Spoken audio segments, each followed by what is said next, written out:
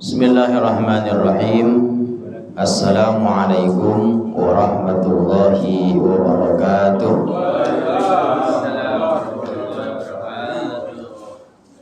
Alhamdulillah, innal hamdalillah nahmaduhu wa nasta'inuhu wa nastaghfiruh wa na'udzu billahi min shururi anfusina wa min sayyiati a'malina. May yahdihillahu fala mudilla lahu wa may yudlil fala hadiya lahu. Asyhadu an la ilaha illallah wahdahu la syarika lah wa asyhadu anna sayyidana Muhammadan abduhu wa rasuluhu la nabiyya ba'dah. Allahumma fassalli wa sallim wa barik ala sayyidina wa habibina wa syafi'ina wa maulana Muhammadin wa ala alihi wa ashabihi wa man tabi'ahum bi ihsanin ila yaumiddin. Amma ba'du, faqad qala Allah ta'ala fi kitabihil karim wa huwa asdaqul qailin. A'udzu billahi minasy syaithanir rajim. Bismillahirrahmanirrahim. Yarfa'illahu alladhina amanu minkum walladhina utul ilma darajat. Qala an-nabiy sallallahu alaihi wasallam, talabul ilmi fariidatun ala kulli muslimin wal muslimat. Wa qala aidan, man salaka tariqan yaltamisu fihi ilman sahalallahu bihi tariqan ilal jannah. Sadaqallahul azim wa balagha rasuluhun nabiyul habibul karim wa nahnu ala dzalika minasy syahidin wasyakirin walhamdulillahi rabbil alamin. Yang saya hormati Ketua DKM Mushola Syariah Bapak Eko Rabianto dan jajaran pengurus yang lain, yang juga yang saya hormati Bapak Ketua RW 029 Pak Sadikun, juga yang saya hormati hadirin hadirat, para ketua RT wabil khusus yang saya muliakan dan semoga senantiasa dimuliakan oleh Allah Subhanahu wa taala. Tentu ucapan yang paling awal yang mesti kita lakukan, yang mesti kita ucapkan puji syukur kepada Allah atas limpahan nikmat, taufik, hidayah, inayahnya, wabil khusus nikmat kesempatan. Alhamdulillah kita masih bisa menyempatkan diri kita hadir di majelis ini dalam rangka selain melaksanakan kewajiban kita salat maghrib berjamaah, juga kita isi dengan thalabul ilmi hanya 1,5 jam, insyaallah. Mudah-mudahan waktu yang singkat ini penuh dengan manfaat, berguna, tentu mudah-mudahan mendapatkan keberkahan ilmu, amin ya rabbal alamin. Salawat salam semoga terlimpahkan kepada karibaan junjungan kita Sayyidina Muhammad sallallahu alaihi wasallam. Mudah-mudahan kita senantiasa istiqomah di jalan sunnah-sunnahnya, mencintai sunnahnya, mengikuti tauladannya, dan mudah-mudahan di hari kiamat kita kebahagiaan syafaatnya, amin ya rabbal alamin. Baik Bapak-Ibu sekalian, kita lanjutkan Kitabul Maron. Kajian kita kali ini saya akan teruskan di Babul Birri Wassilah. Dulu ini belum khatam kalau nggak salah. Bab Al-Birri. Al-Birri artinya kebajikan. Al-Birri berarti juga bermakna perbuatan baik. Al-Birri juga bermakna berbakti. Ketika disambungkan birrul walidain artinya berbakti kepada kedua orang tua. Al-Birri itu artinya kebaikan, kebajikan, perbuatan baik, ataupun kebajikan atau kebaktian atau berbakti. Itu al-birri. Wasilah bimakna silaturahim, menyambung tali kerabat. Jadi ini bab membahas tentang perbuatan baik, kebaikan, kebajikan, dan menyambung tali kerabat, menyambung tali persaudaraan. Ini tentu babnya bab hablum minan nas. Jadi hubungan antar sesama manusia. Yang pertama al-birri, perbuatan baik. Allah anugerahkan manusia berupa akal. Tujuannya agar bisa memfilter, mencerna, memahami mana yang baik dan mana yang tidak baik. Memahami, mencerna, memikirkan mana yang hak, mana yang batil. Itu gunanya akal.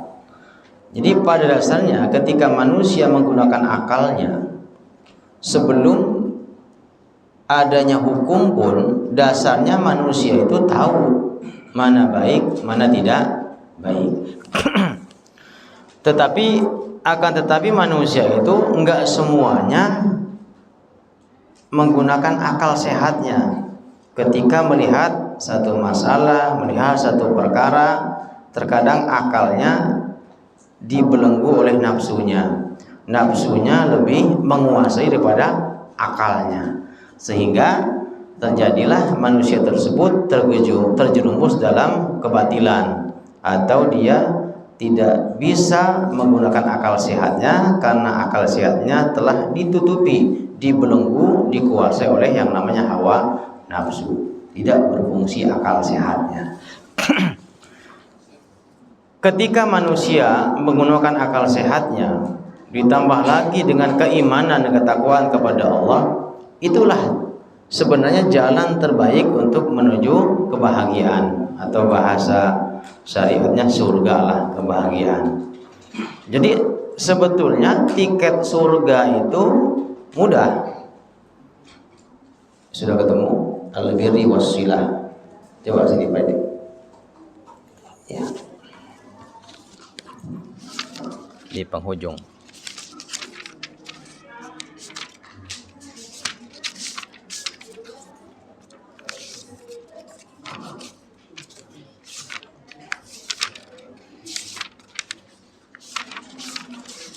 Nah ini.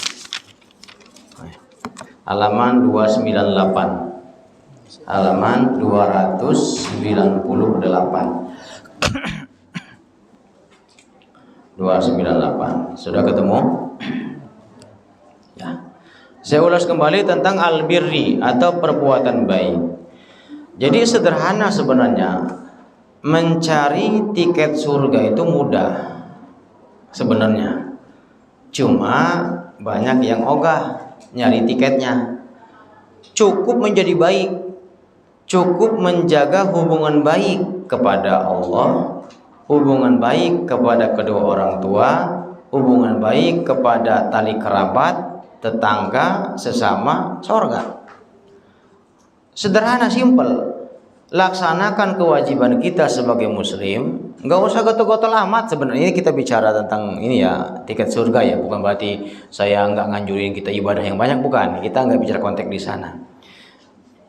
Bicara tentang konteks kemanusiaan. Ketika kita sudah beriman kepada Allah, mengaku berislam, ikutin koridor, jalankan kewajiban, jaga hubungan hablum minallahnya, laksanakan kewajiban saja sama Allah. Kemudian baik sama yang lain, baik kepada orang tua, baik kepada keluarga, baik kepada tetangga, baik ke orang lain, nggak ada dosa, nggak ada noda, nggak pernah menyakiti orang lain, surga. Udah, nggak usah nemen-nemen amat, nggak usah pakai tahajud tiap malam, nggak usah. Sebenarnya cukup, itu sudah cukup, nggak perlu getol-getol. Cukup kita menjadi baik, jaga hubungan baik kepada Allah, hubungan baik kepada manusia dijaga, selesai. Nah, cuma bukan berarti saya nggak menganjurkan kita ibadah yang banyak, ya bagus. Tapi buat apa? Buat apa ibadah yang banyak yang kita lakukan, tapi kita masih menebar kebencian, masih menebar dosa, nyebar fitnah, nyebar maksiat, dosa jariah. Untuk apa? Cukup menjadi baik. Baik menurut Allah artinya hubungan kita kepada Allah dijaga, kewajiban kita laksanakan, kewajiban kita sebagai anak ya laksanakan untuk orang tua, kewajiban kita sebagai seorang suami penuhi itu kebutuhan keluarga, haknya tetangga juga dijaga, jangan sampai tersakiti. Udah, surga. Ini makna hadis ini. Kajian kita kali ini membahas tentang al-birri, jadi kebajikan atau perbuatan baik sebagai tiket menjadi ahli surga. Dan wasilah artinya silaturahim, tali kerabat. Jadi wasilah itu tali kasih sayang. Wa'tasimu bihablillahi jami'an wa la tafarraqu. Berpegang teguhlah kepada tali agama Allah dan jangan bercerai-berai. Itu penting. Kenapa kita harus menjaga tali kerabat? Karena manusia itu makhluk sosial. Makhluk sosial itu artinya manusia tidak bisa hidup sendiri. Manusia untuk memberlangsungkan kehidupannya harus dan pasti membutuhkan orang lain. Maka kita jaga hubungan baik kepada sesama, apakah sesama muslim, sesama umat manusia, sesama makhluk, itu harus dijaga.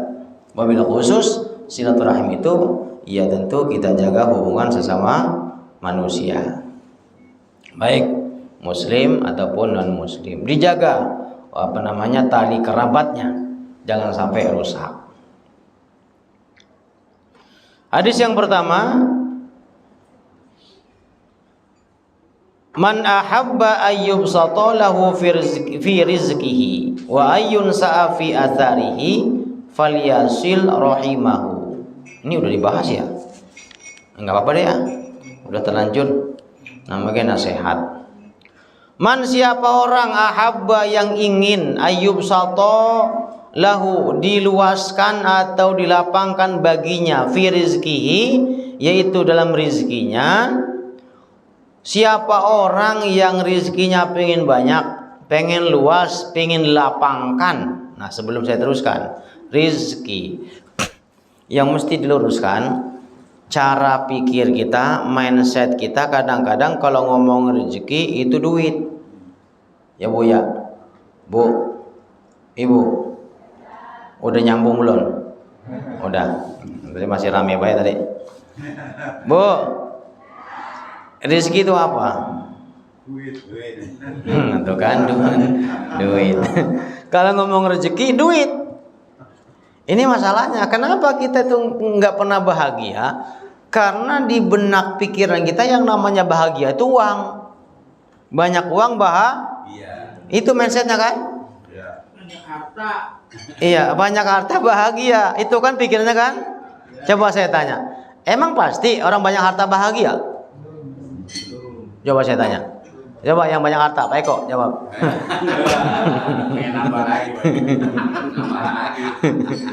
Nah, ini yang perlu, sebelum saya teruskan hadis ini, bahwa kata Rasulullah, siapa orang yang ingin dilapangkan rizki.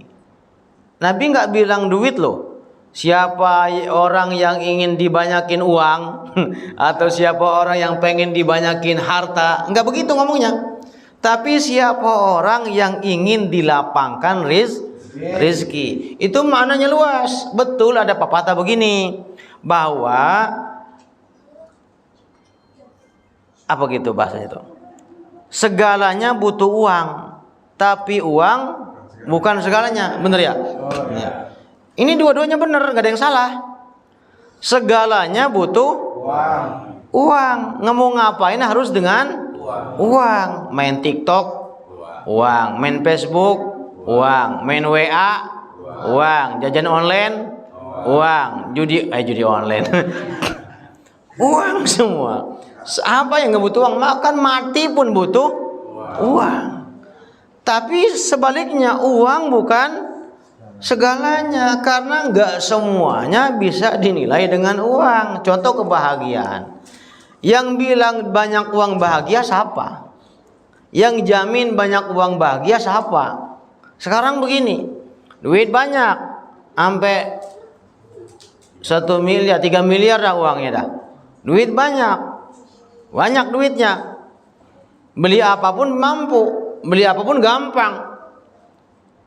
Tapi saat mau belanja makanan, saat mau beli makanan, beli nasi nggak boleh, karena ada gula, ya kan?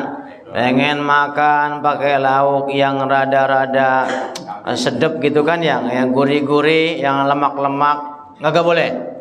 karena kolesterol. Pengen makan daging-daging merah, nggak boleh ada jeroan-jeroan, harus daging merah. Punya darah tinggi. Pengen sehat kata dia mah, makan yang hijau-hijauan, yang alami-alami. Kagak boleh juga, karena asam urat. Duit banyak, makan ini kagak boleh, makan itu kagak boleh, kan belangsak itu. Iya, coba itu. Ini bicara rezeki loh. Artinya rezeki itu bukan sekadar uang. Uang sebagian kecil dari rezeki, sebagian kecil. Tapi badan sehat itu rezeki, istri solehah rezeki, anak soleh rezeki, tetangga baik rezeki. Itu rezeki. Untuk apa uang banyak semuanya dibatasin? Ya kan, surga dari mana surganya? Belangsak hidup begitu. Nah, maka ketika sudah mulai mantang, berarti rezeki udah dikurangin tuh Pak Sugeng. Ya, kurangin. Banyak uang, tapi kata dokter, Pak, Bapak ini kebanyakan di AC, kerja di kantor terus. Cobalah pagi-pagi Bapak berjemur, buka baju, jalan kaki, jangan pakai alas sendal, jangan pakai sepatu. Bedanya sama gembel apa? Orang kaya kayak gembel. Artinya iya, itu dia. Jadi enggak semuanya bisa dinilai dengan uang. Jadi kita bicara rezeki itu tolong dipahami, rezeki itu bukan sekedar uang. Rezeki itu luas, nikmat itu rezeki. Dan siapa orang yang ingin rezekinya luas, rezekinya lapang, wa ayyun sa'afi atharihi, dan siapa orang yang ingin umurnya panjang, dipanjangkan umurnya. Panjang umur maknanya dua. Yang pertama, diakhirkan ajalnya. Contoh Pak Idil, umpama jatah hidupnya 60 tahun. Nah, kalau kita jaga silaturahim, lebihin sehari, 60 tahun lebih sehari. Lumayan Pak Idil. Nah, makna yang kedua, wa ayyun sa'a fi asarihi, itu artinya bahwa ketika dia wafat, namanya dikenang sepanjang masa. Kebaikannya maksudnya dikenang orang. Contoh, orang yang panjang umur meskipun dia sudah wafat, Wali Songo. Sudah wafat ratusan tahun yang lalu, waliullah itu. Coba pikir, mereka sudah meninggal ratusan tahun yang lalu, tapi masih bisa menghidupi orang yang masih hidup. Berapa ratus juta orang, berapa juta orang yang nyari nafkah di sana, memberikan manfaat untuk orang yang masih hidup. Orangnya sudah wafat ratusan tahun lalu. Kenapa? Karena kebaikannya yang ditebar semasa hidup.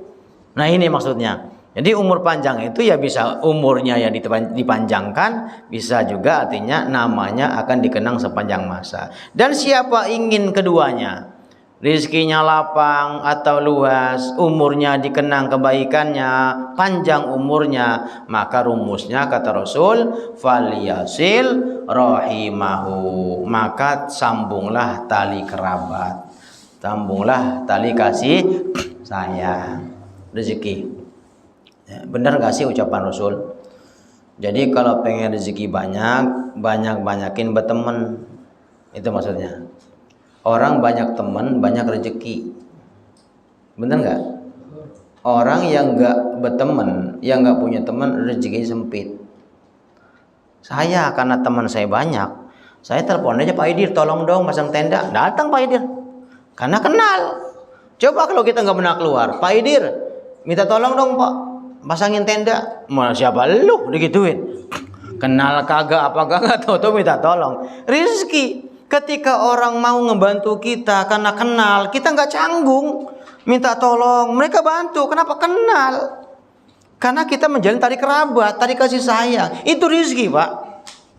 Nggak perlu diumum teriak-teriak. Pak Eko, tolong dong.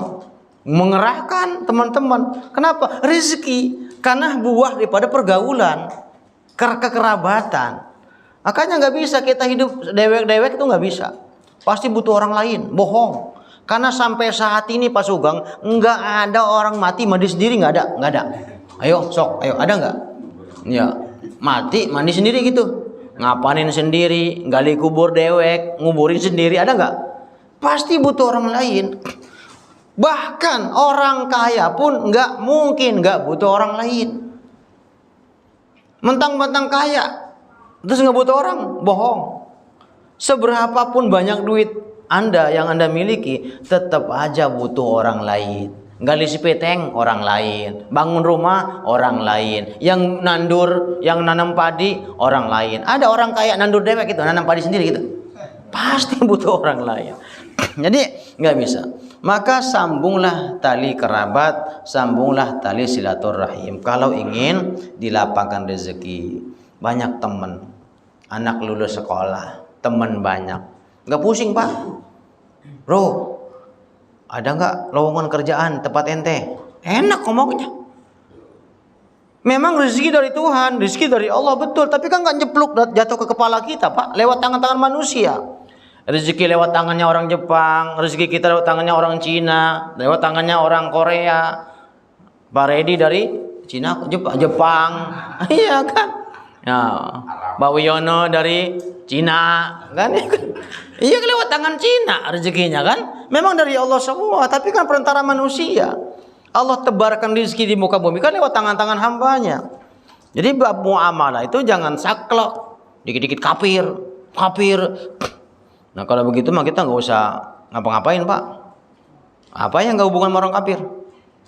Bank, perusahaan, pekerjaan, jalanan, semuanya nggak masalah. Dalam Islam bab muamalah nggak masalah. Yang nggak boleh itu bab akidah, dicampur adukan, itu nggak boleh. Lakum dinukum. Tapi kalau bab perdagangan, bab muamalah, sosialita itu boleh, silakan bercengkrama dengan non muslim silakan. Yang nggak boleh mencampur adukan akidah, itu nggak boleh. Ada tembok besar di sana, lakum dinukum waliyadi, itu harus kita tanamkan. Tapi kalau hubungan manusia, kerja sama orang kafir, kerja sama orang Jepang, kerja sama orang Cina, silakan. Wong kita nggak ngakuin Tuhan mereka kok. Kecuali kalau kita kerja ngikutin agama mereka, itu yang nggak boleh. Gitu loh. Jadi luas, maknanya luas. Maka kalau ingin luas rezeki, perluas persahabatan. Ingin lapang rezeki, lapangkan tali kasih sayang. Ingin dikenang kebaikan, ya tanam kebaikan, maka sambunglah tali silaturahim, tali kasih sayang. Wa an Jubair ibnu Mut'im radhiyallahu anhu qala Rasulullah sallallahu alaihi wasallam. Yang kedua, hadis yang kedua. Apa kata Rasul? La yadkhulul jannata, mual bakal masuk surga, tidak masuk surga. Surga apa surga sih? Surga. Tidak masuk surga qati'un, orang yang memutuskan, yakni qati'a rahimin, orang yang memutuskan tali persaudaraan, tali kasih sayang, tali kerabat. Segetol apapun ibadah, rajin apapun sholat kita, 5 waktu jamaah setiap saat, tapi memutuskan tali persaudaraan, kagak masuk surga. Tuh hukumannya, muttafaqun alaih. Salat rajin, maghrib getol, subuh saking semangatnya jam 4:05, dia jam 3:07 udah subuh duluan. Saking semangatnya ibadahnya, saking getolnya. Tapi sama saudara kagak akur, sama RT marahan, sama RW kagak tegur sapa, sama DKM bencinya orang tulung-tulung. Ya. Ibadahmu apa? Buah ibadah, buah sholatmu mana? Kan kita sholat itu kan nyembah yang maha baik, betul? Yang kita sembahkan Allah yang maha baik. Yang kita sembah itu pak, yang kita tonggeng-tonggeng itu, kan kita nyembah, ta'abbud, menghamba kepada yang maha baik. Nah, mestinya buahnya, hasilnya itu adalah kebaikan, menebar kebaikan. Lah ini sujudnya rajin, sampai jidatnya bebekas, saking getol ibadah. Tapi sama orang kagak akur. Nah, bekas sholatmu mana? Gitu loh. Jadi nggak bisa dipisahkan antara hablum minallah wa hablum minan nas, itu satu kesatuan, nggak bisa dipisahkan. Orang yang baik hubungannya sama Allah, yang rajin sholatnya, ibadahnya bagus, mestinya akhlaknya bagus, mestinya hubungan sosialnya juga bagus, mestinya orang yang betul-betul menyembah Allah yang maha baik. Jadi dia menebarkan kebaikan. Jadi kalau nggak baik kepada sesama, dipertanyakan sholatnya. Itu kuncinya. La yadkhulul jannah, maka enggak masuk surga orang yang memutuskan tali persaudaraan. Maksudnya begini, yang namanya memutus itu gini Pak. Yang namanya putus awalnya nyambung. Nih, nyambung awalnya kenal, awalnya biasa saja. Awalnya ya dulu waktu jadi DKM getol ke masjid. Terus pas udah nggak jadi DKM nggak ke masjid lagi. Nah, itu kan berarti kan memutus. Jadi memutus itu tadinya biasa saja, tadinya tegur sapa, tapi ketika ada masalah kecil putus, tuh nggak disambung lagi, namanya memutus. Tapi kalau memang awalnya nggak kenal, nggak mutus, emang nggak kenal, nggak tersambung. Jadi begitu yang memutus, yang tadinya akrab, nggak ada apa-apa, negor biasa, saling sapa, bersalaman kalau berjumpa. Sekarang gara-gara masalah sepele, gara-gara tarawehnya diganti 20. Mulai angel, nggak mau negor siapa. Lah ini kan dipertanyakan. Ya, ini yang namanya nggak masuk surga itu bukan kata saya, kata Rasul. Yang tadinya nyambung putus nggak disambung lagi, ini yang namanya qati'un, memutuskan tali kerabat. Itu yang diponis la yadkhulul jannata, nggak masuk surga. Bukan kata saya, kata Rasul. Beda cerita kalau memang awalnya nggak kenal.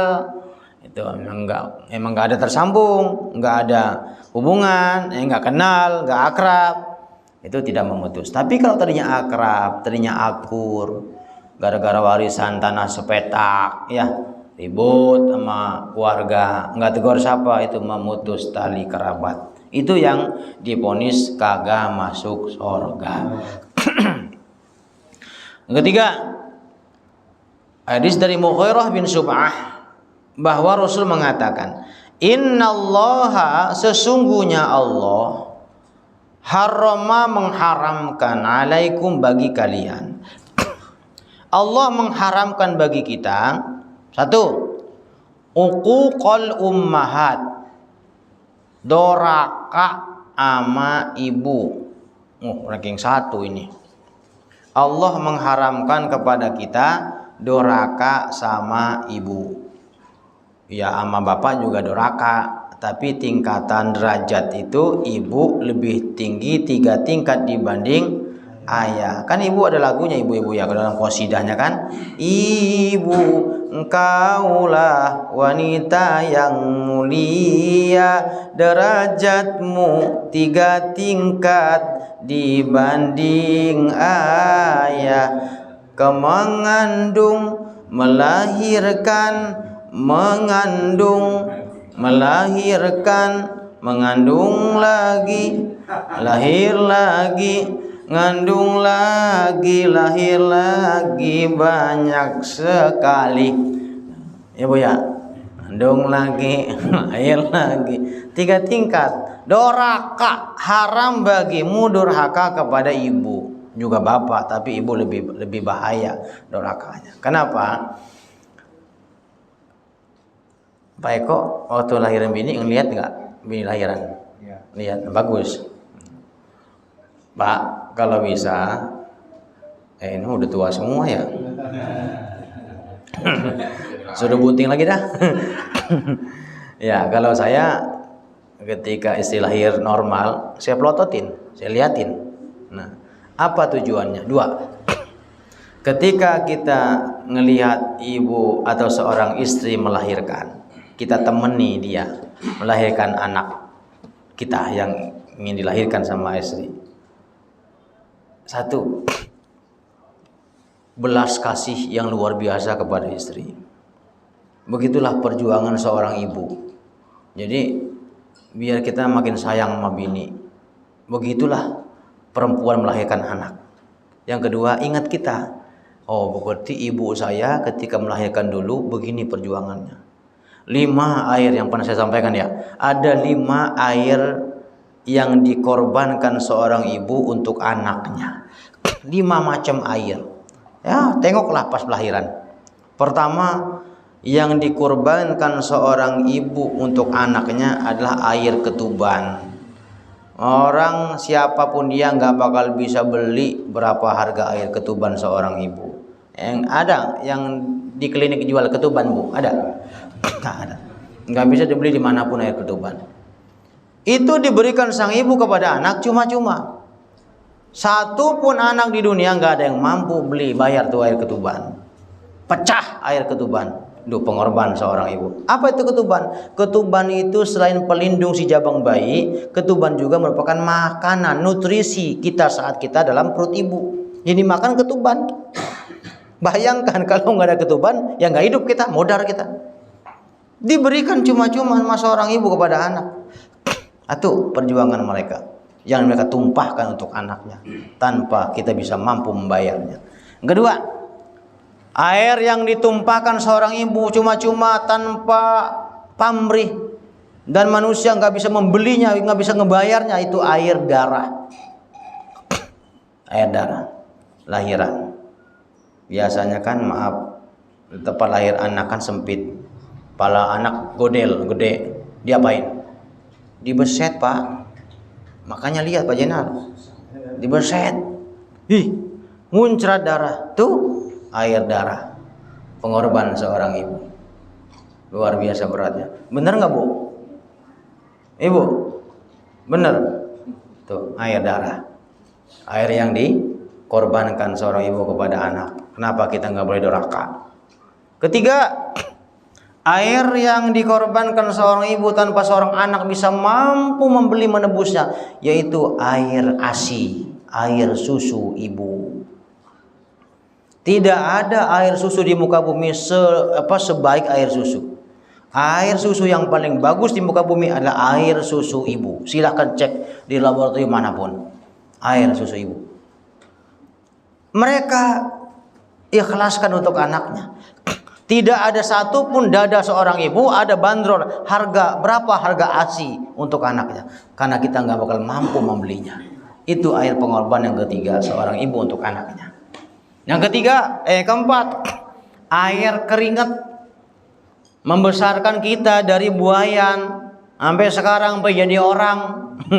Itu keringat mereka, ya keringat ibu, keringat bapak. Tidak ada satupun seorang anak yang mampu membayar satu tetes keringat seorang ibu saat melahirkan, membesarkan kita. Bahkan seorang ibu, coba perhatikan istri kita masing-masing di rumah. 3 pekerjaan bisa dikerjakan dalam waktu bersamaan. Itu perempuan ngomong, gendong anak, sambil gosok, sambil masak sekaligus. Ibu, coba kita Pak, boro-boro 3 pekerjaan, ngomong aja cuma 10 menit, dibalikin lagi, udah pegel. Ya kan? Lagi. Perempuan mah kuat. Sambil nyetrika, sambil nyuci, sambil gosok, sambil tiktokan lagi.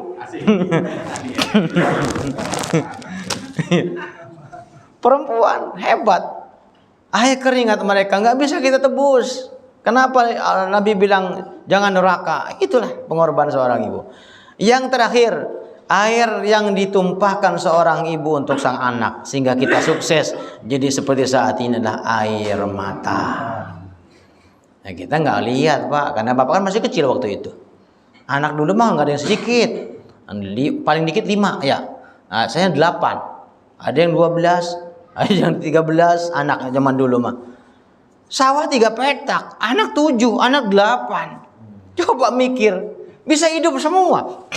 Kenapa? Air mata yang menetes di keningan malam saat kita masih bayi dalam buayan. Ya orang tua kita, ibu kita sholat di atas sajadah, nangis di hadapan Tuhannya. Ya Allah, nggak apa-apa saya susah, nggak apa-apa saya belangsak ya Tuhan. Yang penting kasihlah penghidupan untuk anakku. Jadikan anak-anak yang berguna, anak yang sukses di Bekasi, anak sukses di perantauan, jadi anak yang kaya. Itu karena tetesan air mata seorang ibu di sajadahnya ngadu. Aduh jangan bolak-balik. Ayo keluar ngaji keluar. Loh, risih saya. Ya. Ya, diam ya, diam. Itu pengorbanan. Air mata seorang ibu nggak bisa kita beli, Pak. Kita nggak lihat, emang kita nggak lihat, masih kecil. Tapi ya kalau ibu saya masih ingat tuh, malam-malam sholat tahajud. Kenapa? Secara logika nggak mampu ngidupin anak yang banyak. Tapi faktanya 10 anak bisa dihidupi sama seorang ibu. Tapi 10 anak belum tentu bisa menghidupi seorang ibu. Itu hebatnya ibu kita, orang tua kita. Satu orang ibu bisa ngidupin anak yang banyak itu. Tapi anak yang banyak belum tentu bisa ngidupin satu orang ibunya. Malah main andel-andelan. Ya kan? Yang laki merantau, yang ngurus anak perempuan. Ayo kan? Ya kan? Padahal hukum syariat itu bukan begitu. Kenapa laki-laki itu banyak jatahnya, banyak warisnya, haknya 2/3 dibanding perempuan 1/3? Karena kudunya yang ngurus orang tua itu laki-laki. Bukan adik perempuan. Jangan minta waris doang, kalau waris minta banyak. Bukan laki-laki. Ngurus enggak? Islam tuh adil, Pak. Pantas kita dikasih banyak, ya harusnya tanggung jawab kita itu orang tua kita tuh. Sementara adik kita, kakak perempuan kita, mereka tanggung jawabnya ngurusin suaminya. Nomor 1 suami mereka. Gitu loh. Harusnya. Maka kalau ada anak laki-laki nggak ngurus orang tuanya saat mereka renta, pas meninggal ngamuk-ngamuk minta warisan, ini laki-laki geblek ini. Dia harus kudu dikasih pelajaran dulu. Ente dapat waris banyak, kudunya ente yang ngurusin bapak mamu. Saudara perempuan mengurusin lakinya. Bukan nggak boleh, tapi utamanya perempuan ngurus suaminya. Laki-laki seorang suami, ya dua-duanya ngurus ibu, ngurus keluarga. Berat, Pak, kita laki-laki itu, Pak. Maka saya bilang sebenarnya laki-laki itu nggak ada bahagianya, Pak Eko. Coba pikir deh, kapan kita bahagia? Bu, coba pikir. Suami ibu kapan sih bahagianya? Dari kecil domelin orang tua, sekolah domelin guru, ya kan? Kerja domelin bos, nikah domelin bini, mati domelin malaikat. Coba ya pikir, coba ya. Berat kita, Pak. Berat laki-laki itu. Berat. Minum doa. Sian juga sama suami ya. Nggak ada bahagianya.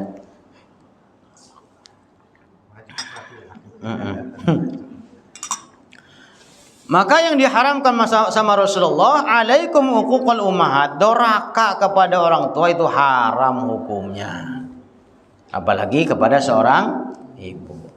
Yang kedua, wa wa'dal banati, haram bagimu juga membunuh anak perempuan. Nah, ini zaman dulu. Ini zaman jahiliyah, orang yang punya anak perempuan itu aib, maka dibunuh hidup-hidup.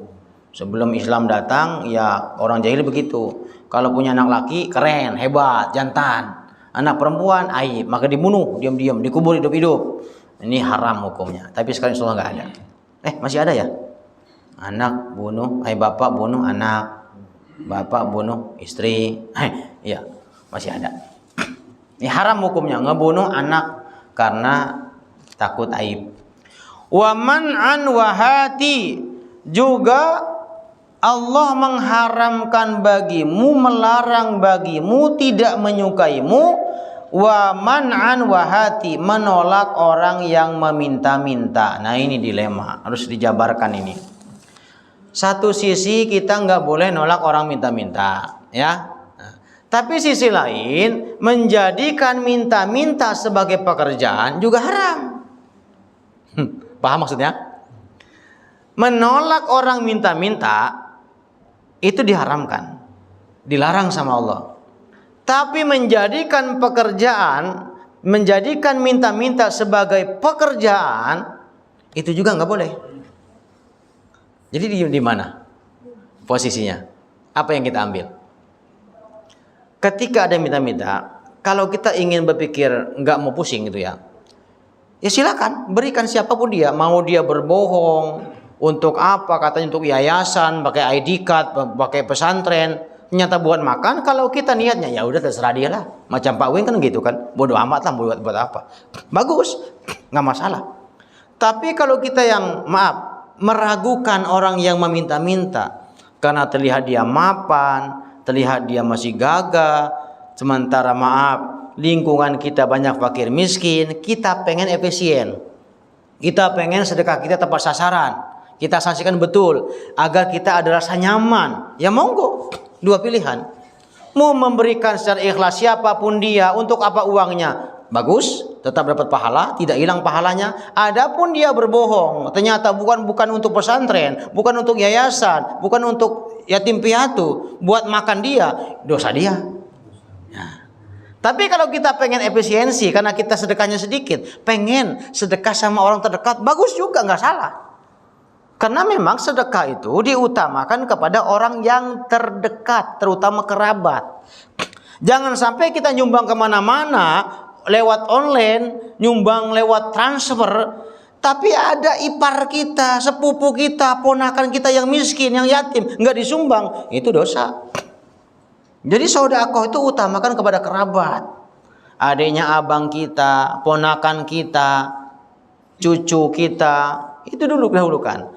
Sudah semua kebagian, merasa mereka cukup, yang terdekat lagi, ya tetangga kita, lingkungan kita, gitu loh. Tapi bukan berarti tidak boleh sedekah kemanapun, itu tetap sah selagi dia ikhlas, tercatat pahalanya.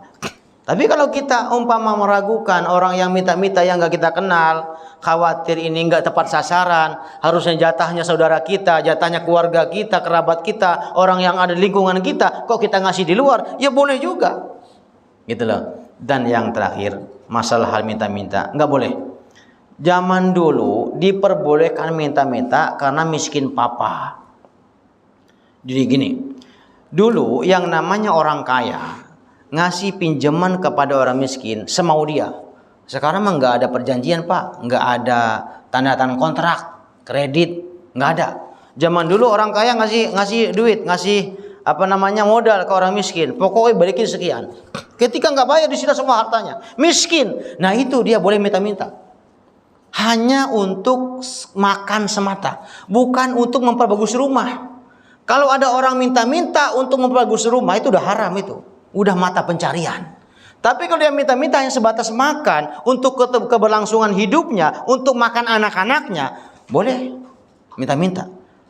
Tapi bukan untuk dijadikan sebagai mata pencarian. Jadi meminta atau mengemis itu hanya sementara waktu sambil nunggu ada pekerjaan datang. Itu yang diperbolehkan minta-minta. Kebakaran, habis rumah.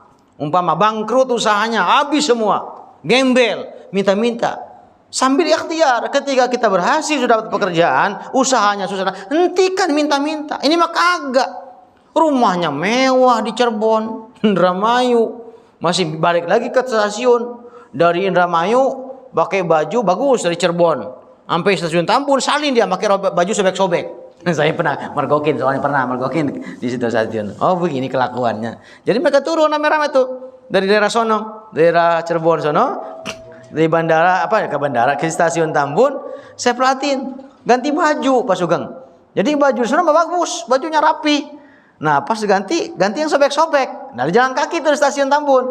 Oh begini ceritanya. Itu nggak boleh. Menjadikan meminta-minta, mengemis sebagai mata pencarian itu juga diharamkan. Nggak boleh. Nah, tapi hadis ini menjelaskan bahwa menolak orang minta-minta itu gak boleh. Maksudnya betul-betul pengemis ulung. Bukan untuk memperkaya. Bukan menjadikan sebagai pekerjaan. Itu yang diharamkan. Nah jangan juga kita kebangetan, saking bakhilnya, orang baru salam belum dijawab udah maaf dulu ya. Ya kadang kebangetan pelit. Assalamualaikum Bu Haji. Assalamualaikum. Padahal dia ada lagi gosok itu. Assalamualaikum. Saking keselnya karena nggak pergi-pergi, maaf dulu ya. Padahal itu mertuanya. Karena keseringan maaf dulu ya. Bu, kalau ada orang assalamualaikum, jawab dulu salamnya. Urusan ngasih belakangan. Assalamualaikum, waalaikumsalam. Siapa? Saya ibu. Ada apa? maaf ibu, saya belum makan. Sama, gitu jawab.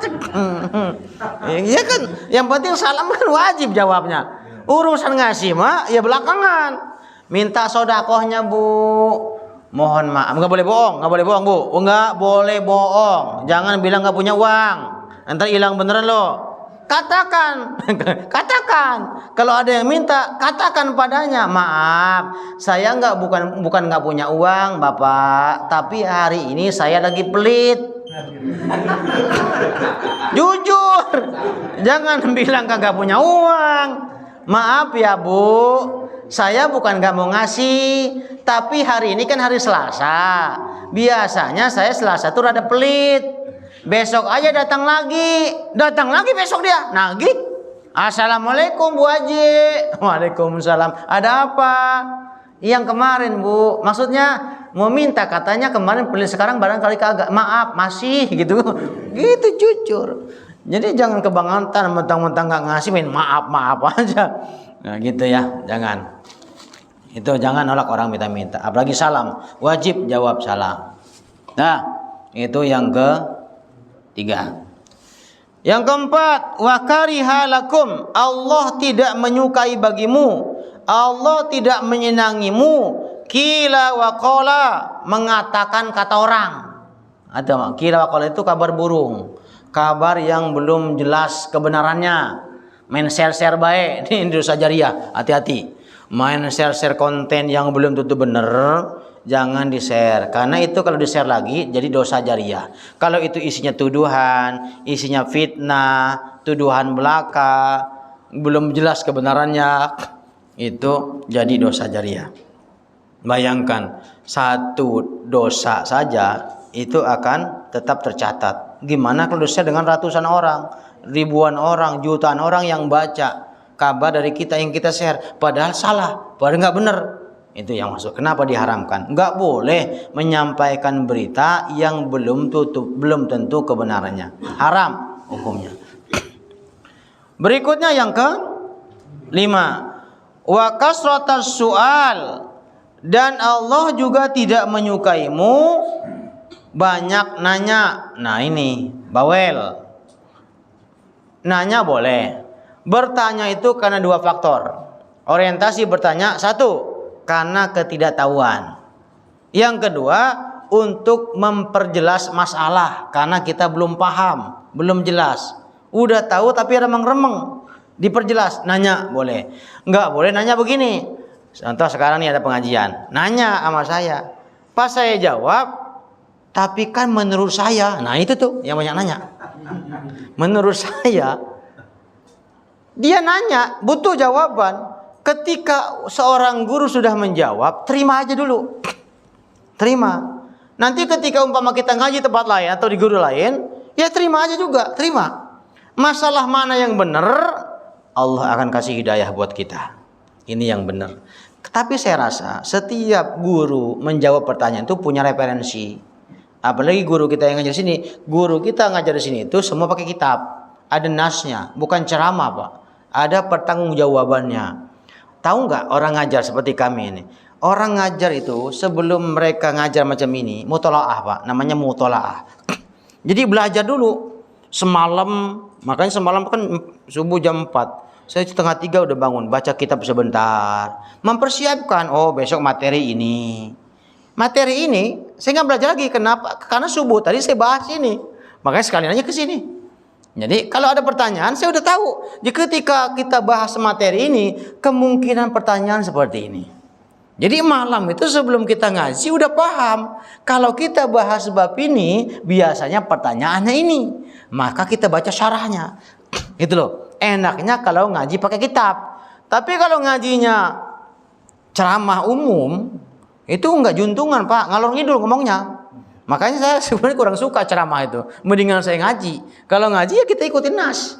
Ada syarah, ada penjelasannya. Tinggal jawab saja apa yang di kitab. Jadi kita enggak berat bebannya. Tapi kalau orang ceramah ditanya, buka pertanyaan, wah bahaya. Takutnya asal jawab pak. Mentang-mentang karena gengsi kan, ya udah semua pertanyaan dijawab semua. Hati-hati. Wa ma utitum minal ilmi illa qalila. Ilmu yang Allah berikan kepada hamba itu sedikit. Jadi mustahil seorang kiai, seorang syekh, seorang guru bisa menguasai semua disiplin ilmu. Mustahil. Setiap orang, setiap guru punya kelebihan masing-masing. Ada yang faknya di fikih, ada yang ahlinya di hadis, ada yang di tafsir, ada yang di tauhid, macam-macam. Dan gak semua ustadz itu menguasai disiplin ilmu, gitu loh. Jadi kalau ada jawaban yang berbeda, ya mungkin referensinya berbeda. Udah kunyah aja, kunyah, telan. Ya mungkin referensinya dari sini, dari kitab ini, hadis itu, gitu loh. Jadi jangan ngebantah. Menurut ustadz itu nggak begitu kok. Perasaan di sono nggak kayak gini jawabannya. Nggak boleh begitu. Ini namanya wakasratus soal, banyak nanya, rewel. Udah dijawab. Tapi menurut saya Pak Ustadz, lah menurut saya. Udah dijawab kok menurut saya. Itu nggak boleh. Ini yang diharamkan. Ya banyak nanya begitu. Nanya karena ingin tahu silakan. Nanya ingin jelas silakan. Ingin diperjelas. Bukan karena rewel. Kemudian wada'atal mali wa idha'atal mali. Enggak boleh juga atau Allah tidak menyukaimu yaitu berboros harta. Wa idha'atal mal, boros harta. Boros sama dermawan beda. Kalau dermawan membelanjakan hartanya di jalan Allah, macam Pak Eko itu dermawan. Doh. Contoh nih, Pak Eko ngeluh nih. Karena ada tunggakan pembangunan nih. Saya baca lewat tadi. Nah, kata Pak Eko, ya udahlah nggak usah disebar, biar saya nanggung. Bagus itu, bagus itu. Tapi kata Pak Eko, saya mulu. Ayo kita bareng-bareng tanggung utang musola. Utang apa itu? Bangunan. Ya kita bareng-bareng lah. Insya Allah kalau patung nggak banyak itu mah, bang 3 juta sekian ya. Saling cepat. Oh, lah banyak juga ya. Ya udah. Bismillah lah ya. Bismillah. Ya, jangan usah khawatir, ini rumah Allah. Ya. Nah, boros harta itu maknanya membelanjakan harta yang gak ada juntungannya. Beli paket nggak dipakai kagak, beli jajan terus. Padahal mah nggak dipakai itu. Loh, para perempuan sekarang tuh para istri semuanya mentang-mentang jajan online. Numpuk di rumah dipakai kagak. Itu boros harta namanya. Kalau hartanya untuk dibelanjakan buat yatim, buat musola, ya monggo silakan seperti Rasulullah. Nabi nggak miskin, siapa bilang Nabi miskin? Kan pernah saya sampaikan bahwa 1/3 kekayaan kota Mekah itu punya Khadijah, Pak. Khadijah al-Kubra, istrinya Nabi. 1/3 kekayaan kota Mekah itu miliknya Khadijah. Kurang kaya apa Rasulullah? Tapi harta yang sebanyak itu dihabiskan sama Rasul untuk agama Allah. Itu baru hebat. Orang kaya yang ditinggalkan sama Nabi cuma 2 hal, Quran dan sunnah, Quran dan hadis yang beliau tinggalkan. Nah, jadi itulah yang dimaksud hadis ini. Enggak boleh, haram hukumnya kita boros harta. Jangan beli sesuatu yang enggak berguna, yang enggak ada manfaatnya. Mendingan disodakohkan, mendingan dibelanjakan di jalan Allah Subhanahu wa taala. Karena sudah Isya, demikian. Wallahu a'lam bishawab. Barangkali ada pertanyaan silakan dipertanyakan. Ya. Ini pertanyaannya keluar Ya. Tema. Begini Ustaz, saya pernah waktu itu ziarah sama teman Ustaz ya. Pada saat itu kita waktu maghrib kita jamaah lah Ustaz ya, 3 rakaat. Terus kita lanjut ke jamaah kosong seperti itu baru maghrib. Pada saat teman saya imam Ustaz, dia nggak pakai Ustaz, nggak dideharkan Ustaz. Mulai Al-Fatihah dan apa namanya itu surat sunat dan bacaannya. Ya bacaannya Ustaz. Nah setelah sholat selesai saya nanya, Pak, kok kenapa? Ini kan sholat Isya, ya kan kenapa nggak dikeraskan bacaannya? Artinya gini bos, teman saya tuh kalau sholat jamaah kosong nggak apa-apa, nggak dikeraskan. Saya jadi bingung kan ya. Setahu saya kan zuhur sama asar doang ya. Kalau Ustaz saya juga pernah ikut makmum Ustaz sama imam pada saat tahiyat akhir, duduknya tahiyat awal Ustaz. Itu gimana Ustaz? Apa tuh? Imamnya tahiyat akhir, cuma duduknya tahiyat awal. Iya. Berarti ya baik. Yang pertama pertanyaannya tentang sholat malam atau sholat jahar tapi tidak dijaharkan. memang menjaharkan suara, mengeraskan suara di sholat maghrib, isya dan subuh itu nggak wajib ya kok, sunnah betul. Tapi kalau alasannya karena kosor itu nggak tepat. Nah, jadi sebenarnya mau dikosor tidak dikosor, sholat isya ya, kalau maghrib nggak bisa dikosor. Kalau asar, zuhur, isya itu bisa dikosor. Kalau subuh nggak bisa lagi, cuma 2, kosor habis.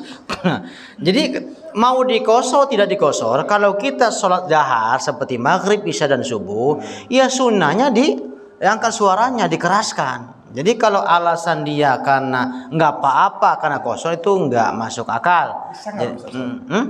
Tetap sah, nah, tapi membingungkan makmum. Jadi karena makmum bingung kapan baca Fatihahnya, gitu loh. Kita baca Fatihah itu Pak ketika imam kelar baca Fatihah. Ghairil maghdubi alaihim waladdallin. Amin. Baru kita baca Fatihah. Imam baca surat terserah. Kalaupun imamnya salah baca surat karena kita sibuk baca Fatihah, itu nggak masalah. Karena yang dibaca bukan rukun. Tapi kalau imam baca Fatihah, kita baca Fatihah nggak boleh.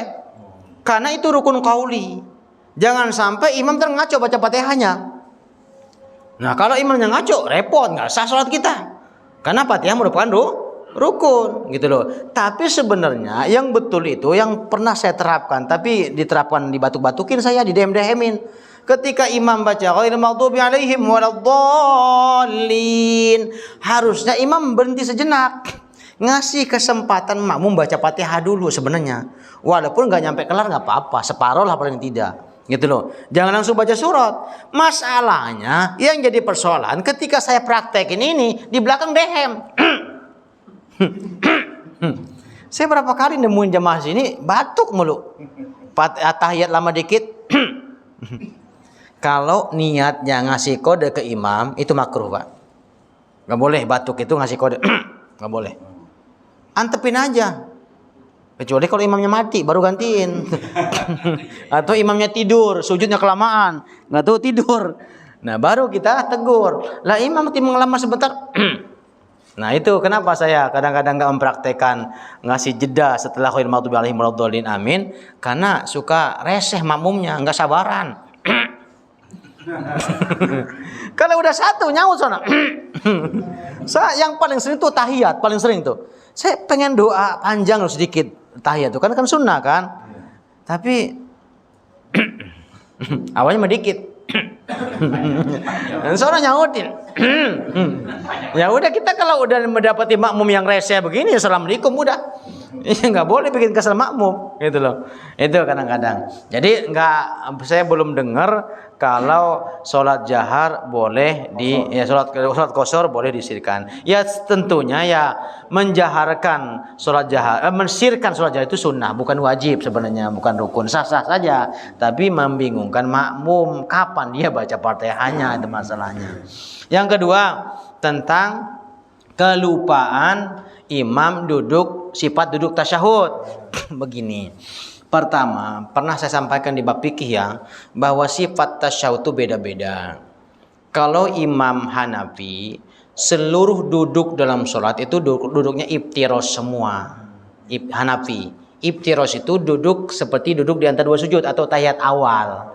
Mau tahiyat awal, mau tahiyat akhir, duduknya begitu terus. Mazhab Hanafi. Kalau mazhab Maliki kebalikannya, seluruh duduk itu tasyahud akhir semua. Jadi namanya tawarruk semua. Kalau mazhab Syafi'i, mazhab kita, kalau tahiyat awal iftirosh, duduk seperti duduk antara dua sujud atau tahiyat awal. Kalau tahiyat akhir, duduknya tawarruk, duduk ngampleh tahiyat akhir. Gitu loh. Kalau mazhab Hambali beda lagi. Hambali itu kalau sholatnya hanya 2 rakaat, duduknya seperti duduk di antara dua sujud atau tahiyat awal. Walaupun itu tahiyat akhir seperti subuh, qobliyah, sunnah yang 2 rakaat, mereka duduknya seperti itu. Nah, tapi kalau sholatnya lebih dari 2 rakaat, duduknya tawarruk seperti tahiyat akhir. Pertanyaannya, ini ikut mazhab apa lupa? Ini jadi soal. Iya masalahnya. Kalau lupa sujud sahwi. Tapi kalau mazhabnya ikuti mazhab Imam Samudra, wallahu a'lam bishawab, saya nggak tahu. Nah, iya, jangan ikut mazhab Maliki kan, gitu loh. Nah, inilah pentingnya mazhab, Pak. Jadi nggak bisa kita katakan nggak usah pakai mazhab. Ini orang songong. Karena kita nggak bisa menggali hukum secara langsung lewat para imam mazhab. Kenapa imam mazhab yang kita ikutin? Karena yang paling ahli, yang paling diakui di saat itu, saat mereka hidup, mereka lah. Yang zaman Imam Syafi'i yang paling terkenal ijtihadnya. Zaman Imam Maliki yang paling terkenal ilmunya, alimnya. Maka mereka bermazhab, beraliran. Ketika zaman Imam Hanafi jadi rujukan. Karena mereka lah yang punya kompetensi untuk menjelaskan hukum-hukum dalam Al-Quran atau hadis. Mereka menguasai banyak ilmu. Mereka menguasai disiplin banyak ilmu. Maka mereka punya kapasitas untuk menjelaskan, untuk berijtihad. Karena tanpa ijtihad kita nggak bisa, Pak. Sok. Akan ada yang bilang, jangan ikutin ulama, langsung ke Rasulullah, langsung ke Quran. Saya pengen tantang, bisa nggak? Jangan pakai terjemahan, jangan pakai pendapat ulama. Yang ada PA kita, Pak. Gimana cara menjelaskan Quran? Bagaimana cara mengamalkannya? Ayo. Lewat hadis, Quran dijabarkan sama hadis. Hadis dijabarkan sama ulama. Namanya ijtihad atau pendapat atau ijma. Itu loh, Pak. Jadi kita nggak bisa sok-sokan belajar nggak pernah, pesantren nggak pernah, tahu-tahu nggak usah ikut ulama, langsung ke Rasulullah. Kapan ngaji sama Nabi? Kecuali kalau mbah kita ngaji sama Nabi langsung. Kita ngaji sama mbah kita. Pantas ngomong begitu. Umpama. Tapi kalau kita jauh dengan Rasulullah nggak bisa, ikutin mata rantai, sanad ilmu namanya. Bapak lewat saya lewat guru saya, terus nyambung ke Rasulullah. Mata rantai. Bapak kalau pecah ban, nih saya kasih analogi lagi ya. Kenapa kita nggak bisa langsung ke Rasulullah? Mustahil masalahnya. Gini, ban mobil itu terbuat dari apa, Pak Idir? Karet. Bapak ketika pecah ban ke si Ucok apa ke kebun karet sono di Palembang? Coba saya tanya. Ini pakai logika biar waras kita mikirnya ya. Ini logika. Kenapa kita nggak bisa langsung ke hadis atau ke Quran? Saat kita pecah ban, ayo mikir bahwa pokoknya yang namanya ban itu terbuat dari karet, betul? Pohon karet diolah tuh karet mentah ke perusahaan pengolahan karet mentah. Jadi bahan baku baru karet doang tuh. Bahan baku karet dikirim lagi ke Bristol ya, ke radial, macam-macam lah, ya kan? Diolah lagi ban. Jadi ketika kita pecah ban, saya mah langsung aja deh ke kebun karet, modar kita, Pak. Pecah ban ke kebun karet. Betul? Bapak ketika ada permasalahan masalah fikih, masalah sholat, nanya ke siapa? Mang Peko nanya ke Nabi. Siapa yang ditanya? Nah saya. Itu maksud saya, Pak. Paham gak maksudnya? Jadi jargon kembali ke Quran dan hadis itu benar banget, jargonnya doang. Tapi faktanya mustahil, Pak. Nggak bakal bisa kita lakukan hukum itu langsung kita terjemahkan, langsung kita pahami langsung ke Quran. Nggak bisa, tetap lewat mata rantai sanad keilmuan. Gitu loh, Pak. Jadi gitu ya. Jadi jangan coba-coba besok pejabat langsung ke kebun karet. Jangan ke kebun karet, Pak. Langsung ke PT-nya langsung. Bristol. Bapak tembus bannya kena paku. Langsung ke Bristol tuh, gitu, Kalimalang tuh. pabrik bannya. Katanya security, ngapain, Pak? Mau nambah ban. Gila lu katanya. No, ke Ucok no. Ini PT, walaupun memang ban yang diproduksi, tapi nggak bisa tambah ban ke situ, Pak.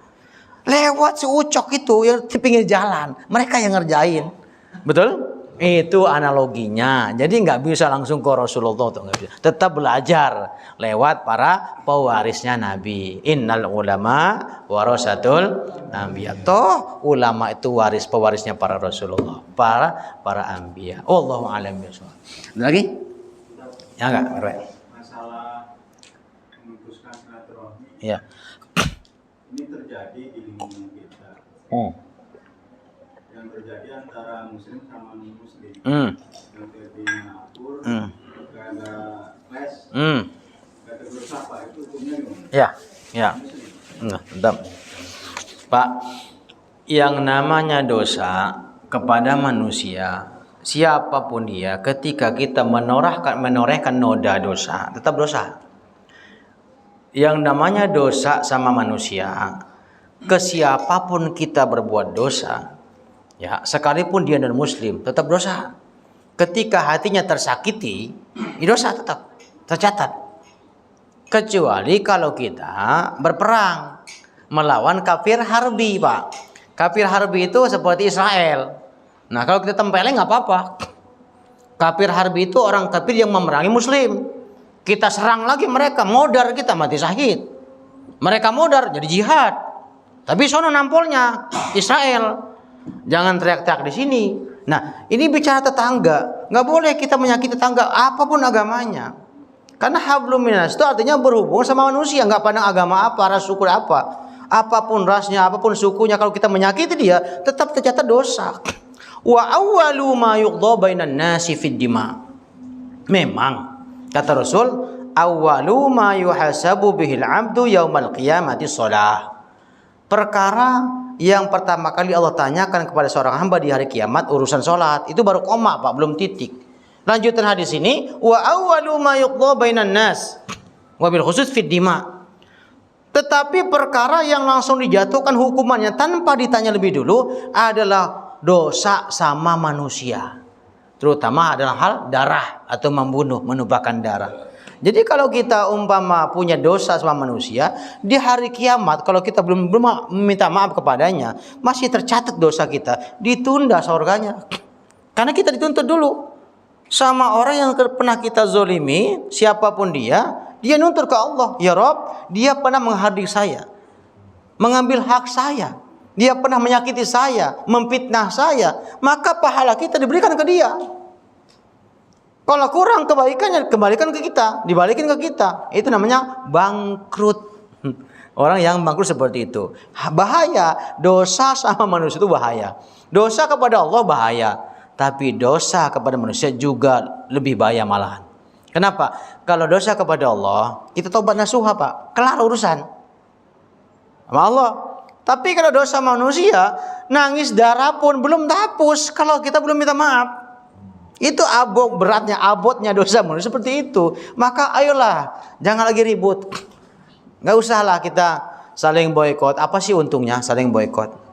Tiba gara-gara batas got, batas perbatasan RT sama RT, gengsinya ora kelar-kelar.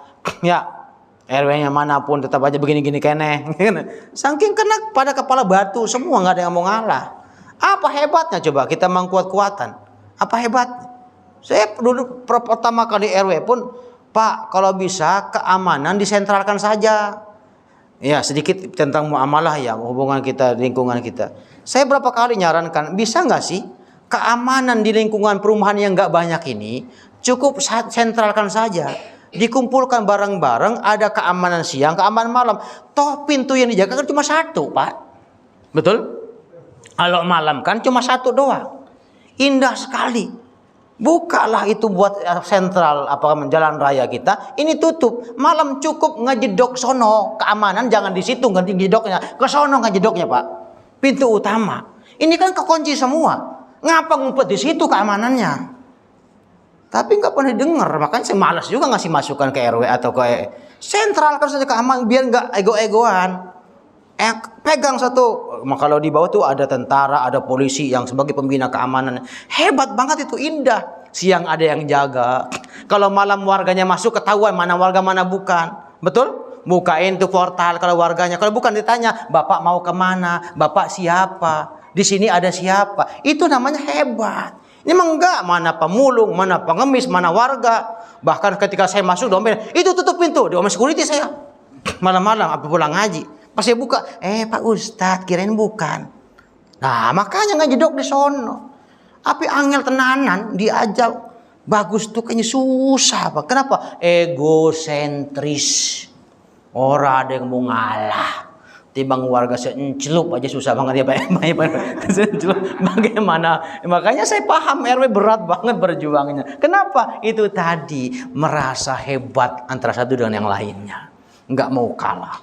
Ini hore-hore, ini hore-hore. Ayo gitu seperti itu. Ya Allah alam. Gini kenapa? Kurang nasihat, kurang ngaji. Coba andaikan semua RT ngaji semua kayak begini, nggak bakal begitu. Tugas RW itu nggak berat. Percaya. Kenapa? Ada wasitnya. Karena kalau Pak RW wasitnya nggak mempan. Tapi kalau wasitnya dari jalur agama, insya Allah lebih mempan. Masalahnya itu ngajinya angel gitu nah. Ya itulah kira-kira. Tapi sabarlah, tetap berjuang ya.